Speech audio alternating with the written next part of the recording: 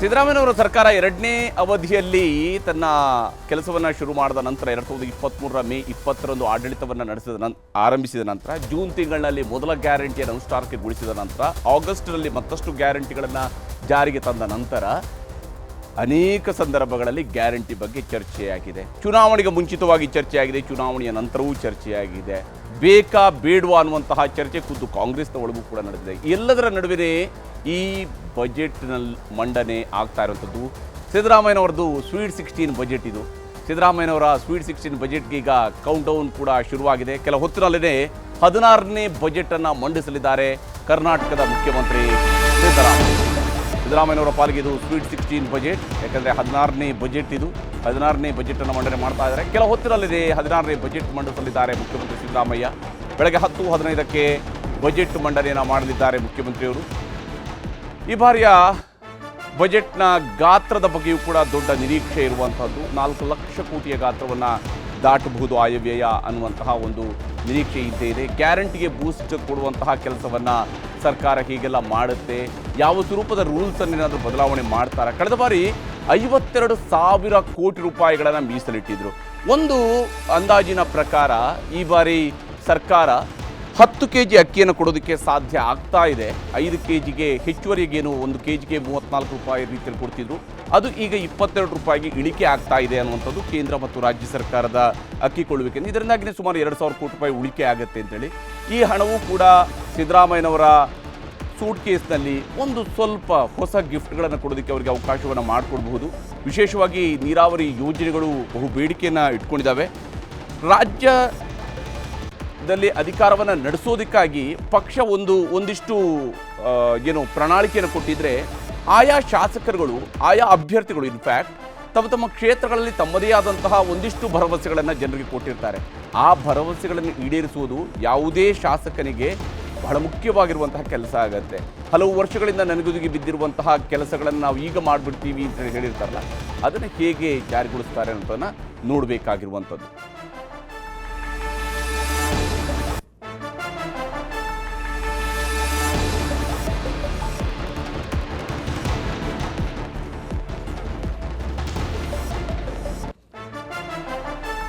Budget ಬಗ್ಗೆ ಚರ್ಚೆ ನಡೆಸೋದಕ್ಕೆ ನನ್ನ ಜೊತೆಗೆ ಅತಿಥಿಗಳು ಕೂಡ ಜಾಯ್ನ್ ಆಗಿದ್ದಾರೆ, ಎಕ್ಸ್ಪರ್ಟ್ಸ್ ಇದ್ದಾರೆ. ಅವ್ರ ಜೊತೆಗೆ ನಾನು ಮಾತನಾಡ್ತೀನಿ. ಅವ್ರ ಜೊತೆಗೆ ಮಾತಾಡೋದಕ್ಕಿಂತ ಮುಂಚಿತವಾಗಿ ಒಂದು ಸ್ವಲ್ಪ ಬಜೆಟ್ ಬಗ್ಗೆ ಒಂದಿಷ್ಟು ಸಂಕ್ಷಿಪ್ತವಾದಂತಹ ಮಾಹಿತಿಯನ್ನು ನಿಮಗೆ ಹಂಚಿಕೊಳ್ತೀನಿ. ಬಹಳ ಮುಖ್ಯವಾಗಿ ಕುರ್ಚಿ ಮತ್ತು ಖರ್ಚು ಇವೆರಡೂ ಕೂಡ ಜೊತೆಯಾಗಿ ಸಾಗಬೇಕಾಗತ್ತೆ. ಕುರ್ಚಿಯನ್ನು ಪೂರ್ಣ ಬಹುಮತ ಸರ್ಕಾರ ಇದ್ದಾಗಲೂ ಕೂಡ ಕುರ್ಚಿಯ ಬಗ್ಗೆ ಪ್ರಶ್ನೆಗಳು ಎದ್ದಿರುವಂಥದ್ದು ವಿಶೇಷ.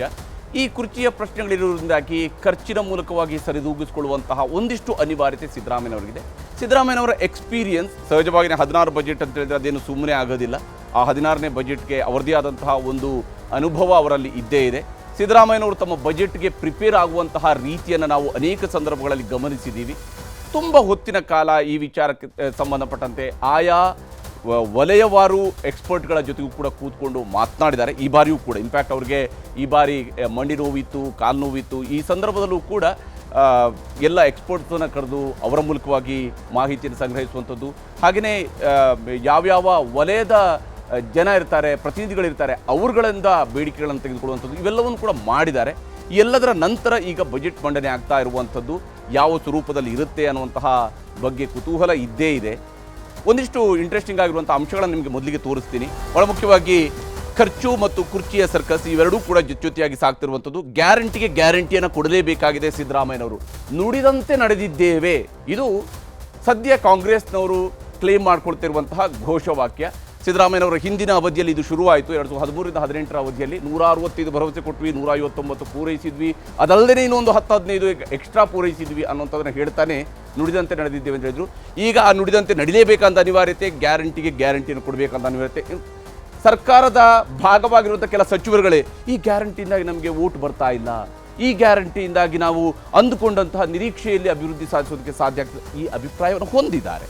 ಆದರೆ ಸಿದ್ದರಾಮಯ್ಯನವರಿಗೆ ಮತ್ತು DK ಶಿವಕುಮಾರ್ ಅವರಿಗೆ, ಕಾಂಗ್ರೆಸ್ನ ನಾಯಕರುಗಳಿಗೆ ಮನದಟ್ಟಾಗಿರುವಂಥದ್ದು ಗ್ಯಾರಂಟಿಯನ್ನು ನಾವು ಕೊಟ್ಟಿದ್ದೀವಲ್ಲ, ಇದಕ್ಕೆ ರಾಷ್ಟ್ರ ಮಟ್ಟದಲ್ಲೂ ಕೂಡ ನಮ್ಮ ವಿಚಾರ ಚರ್ಚೆಯಾಗಿದೆ. ಹೀಗಾಗಿ ಈ ಗ್ಯಾರಂಟಿಯನ್ನು ಕೊಡಬೇಕಾಗಿರುವಂಥ 52,000 ಕೋಟಿ ರೂಪಾಯಿ ಕಳೆದ ಬಾರಿ ಅವರು ಮೀಸಲಿಟ್ಟಿದ್ರು.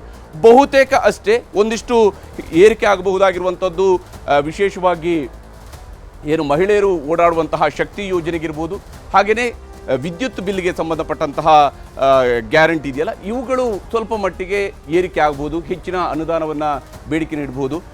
ಆದರೆ ಗೃಹಲಕ್ಷ್ಮಿಯಲ್ಲಿ ಒಂದಿಷ್ಟು ಇಳಿಕೆ ಆಗುವಂತಹ ನಿರೀಕ್ಷೆಯೂ ಕೂಡ ಇದ್ದೇ ಇದೆ. ಯಾಕಂದರೆ ಕೆಲವೊಂದು ಅಂಶಗಳನ್ನು ಸರಿಪಡಿಸುವಂತಹ ಕೆಲಸವನ್ನು ಸರ್ಕಾರ ಮಾಡ್ತಿದೆಯಂತೆ. ಆಗಲೇ ನಾನು ಹೇಳಿದೆ, ಅನ್ನಭಾಗ್ಯ ಯೋಜನೆಯಲ್ಲಿ ಸುಮಾರು 1800 ಕೋಟಿ ರೂಪಾಯಿಯಷ್ಟು ಉಳಿಕೆಯಾಗುವಂತಹ ನಿರೀಕ್ಷೆ ಇದೆ. 5 kg ಅಕ್ಕಿಯನ್ನು ನೇರವಾಗಿ ಅಕ್ಕಿಯ ರೂಪದಲ್ಲಿ ಕೊಡೋದ್ರಿಂದಾಗಿ ಮತ್ತು ಕೇಂದ್ರದಿಂದ ಸಿಗ್ತಾ ಇರುವಂತಹ ಅಕ್ಕಿಯ ಬೆಲೆ ಸುಮಾರು 12 ರೂಪಾಯಿ ಕಡಿಮೆ ಆಗಿದೆ. 34 ರೂಪಾಯಿ ಏನು ಕೊಡ್ತಾ ಇದ್ರು ಡೈರೆಕ್ಟ್ ಅಕೌಂಟ್ಗೆ ಹಾಕಿದಾಗ ಅದು 12 ರೂಪಾಯಿಯಷ್ಟು ಕಡಿಮೆ ಆಗಿದೆ. 22 ರೂಪಾಯಿ 50 ಪೈಸೆಗೇನೇನೋ ಸಿಗ್ತಾ ಇದೆ ಅನ್ನುವಂಥದ್ದನ್ನು ಈಗಾಗಲೇ ಸಚಿವರು ಹೇಳಿದ್ದಾರೆ, ಆಹಾರ ಸಚಿವರು ಹೇಳಿದ್ದಾರೆ. ಆ ಕಾರಣಕ್ಕಾಗಿ ಆದರೆ ಗ್ಯಾರಂಟಿಯನ್ನು ಕೊಡಬೇಕಾಗಿದೆ ಸಿದ್ದರಾಮಯ್ಯನವರು. ಇನ್ನೊಂದು ಬಹಳ ಮುಖ್ಯವಾಗಿರುವಂತಹ ಪ್ರಶ್ನೆ, ಅಭಿವೃದ್ಧಿಗೆ ಇರುವಂತಹ ಆಗ್ರಹ. ಸರ್ಕಾರ ರಚನೆಯಾಗಿ 1.25 ವರ್ಷ ಆಯಿತು, ಆದರೆ ಕೆಲಸ ಆಗ್ತಾ ಇಲ್ಲ ಅನ್ನುವಂಥ ಒಂದು ಕಾಮನ್ ಆಗಿರುವಂತಹ ಟೀಕೆ ಈ ಸರ್ಕಾರದ ವಿರುದ್ಧ ಬರ್ತಾ ಇದೆ. ಇದಕ್ಕೆ 2-3 ಕಾರಣಗಳು ಸಿದ್ದರಾಮಯ್ಯನವರು ತಮ್ಮ ಬಜೆಟ್ನಲ್ಲಿ, ಮೊದಲ ಬಜೆಟ್ನಲ್ಲಿ, ಅಂದರೆ ಈ 2ನೇ ಅವಧಿಯ ಅವರ ಸರ್ಕಾರದ ಮೊದಲ ಬಜೆಟ್ನಲ್ಲಿ ಸಿದ್ದರಾಮಯ್ಯನವರು ಮೊದಲ 4-5 ಪುಟಗಳನ್ನು ಒಂದಿಷ್ಟು ಅಂಕಿಅಂಶಗಳನ್ನು ಕೊಡೋದಕ್ಕೆ ಮೀಸಲಿಟ್ಟಿದ್ರು. ಯಾವ್ಯಾವ ಇಲಾಖೆಯಲ್ಲಿ ಎಷ್ಟು ಸಾವಿರ ಕೋಟಿಯನ್ನು ಘೋಷಣೆ ಮಾಡಿದರು, ಎಷ್ಟು ಲಕ್ಷ ಕೋಟಿಯವರೆಗಿನ ಘೋಷಣೆ ಮಾಡಿದರು, ಎಷ್ಟು ಸಾವಿರ ಕೋಟಿ ಮೀಸಲಿಟ್ಟಿದ್ರು, ಅಂದರೆ ಅಂತರ ಎಷ್ಟಿತ್ತು ಅನ್ನೋದನ್ನು ಹಿಂದಿನ ಸರ್ಕಾರಗಳ ಮೇಲೆ ಆರೋಪವನ್ನು ಮಾಡಿದರು. ಆದರೆ ಈಗ ಸರ್ಕಾರ, ನಾನಾಗಲೇ ಹೇಳಿದಂಗೆ 1.25 ವರ್ಷ ಆಗಿದೆ. ಈಗ ಅದೇ ಕಾರಣ ಕೊಡ್ತಾ ಕೂರೋದಕ್ಕೆ ಆಗೋದಿಲ್ಲ ಸಿದ್ದರಾಮಯ್ಯನವರು. ಹೊಸದಾಗಿ ಏನೋ ಹೇಳಬೇಕು, ಅಭಿವೃದ್ಧಿಯನ್ನು ಮಾಡಬೇಕಾಗಿದೆ. ಅಭಿವೃದ್ಧಿಯ ಆಗ್ರಹ ದೊಡ್ಡ ಮಟ್ಟದಲ್ಲಿದೆ. ಅದಕ್ಕೆ ಉತ್ತರಿಸುವಂತಹ ಕೆಲಸವನ್ನು ಸಿದ್ದರಾಮಯ್ಯನವರ ಈ ಬಜೆಟ್ ಮಾಡುತ್ತಾ ಅನ್ನುವಂತಹ ನಿರೀಕ್ಷೆ ಇರುವಂಥದ್ದು. ಇನ್ನೊಂದು ಬಹಳ ಮುಖ್ಯವಾಗಿ ಶಾಸಕರ ಸಮಾಧಾನ. ಇದು ಬಹಳ ಮುಖ್ಯವಾಗಿರುವಂಥ ಅಂಶ. ಯಾಕೆಂದರೆ